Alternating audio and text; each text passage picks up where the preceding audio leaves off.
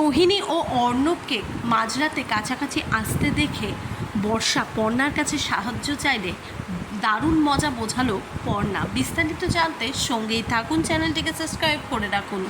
বর্ষা প্রচণ্ড চাপা গোছের মেয়ে। বর্ষা যেহেতু পিকলুকে ভালোবাসত, কিন্তু পিকলু সেই সময় বর্ষার ভালোবাসাটাকে মর্যাদা দিতে পারেনি। তারও কারণ ছিল যদিও, কিন্তু পিকলুকে ছেড়ে বর্ষা অর্ণবকে বিয়ে করে। তারপর থেকে একদিনের জন্য কিন্তু বর্ষা সুখী ছিল না। ওইদিকে মায়ের চাপে পেরে অবশেষে বর্ষা যখন ওই বাড়িতে যায়, তখনও কিন্তু বর্ষা একের পর এক লাঞ্ছনা সহ্য করে। যদিও সমস্তটাই জানতো পর্ণাকে ঠিক এই কারণেই প্রতিবাদের জন্য কিন্তু দেখতে পারে না বর্ষার শ্বশুরবাড়ির লোক। অবশেষে আবারও ঠিক তাই হলো।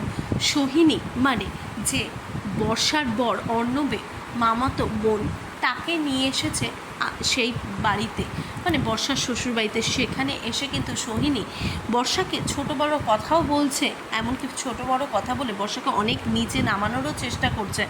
তাতেও কোনো গায়ে লাগায়নি বর্ষা। কিন্তু অবশেষে যখন সোহিনী আর অর্ণবকে মাঝরাতে কাছাকাছি আসতে দেখে, এমন কিছু কাণ্ড ঘটায়, তাতে কিন্তু বর্ষা প্রচণ্ড চমকে যায়। আর তারপরে বর্ষা কী করবে বুঝতে না পেরে বৌদি ভাইয়ের থেকে হেল্প চায়। পর্ণাকে বলে যে পর্ণাদি আমাকে একটু হেল্প করো। সমস্তটাই জানতে পারে পর্ণা দত্তবাড়ির এখন কেউ না হলেও কিন্তু দত্তবাড়ির আপনজনের একেবারে সবচেয়ে থেকে কাছে হয়ে গিয়েছে, মানে একেবারে আপনজন বললেই চলে। পর্ণা নিজেকে তাই মনে করে। আর ওইদিকে বর্ষাও জানে যে একমাত্র তার বৌদি ভাই তাকে বাঁচাতে পারবে। ঠিক এই কারণেই কিন্তু সে পর্ণার দিকে বলে যে তাকে সাহায্য করার জন্য। আর পর্ণা বুঝতে পারে না কী করবে। এরপরে পর্ণার মাথায় বুদ্ধি আসে যে একটা সাহায্য করা যায়, যে পুলিশ দিয়ে যদি অন্যকে থ্রেট দেওয়া যায় তাহলে কেমন হয়।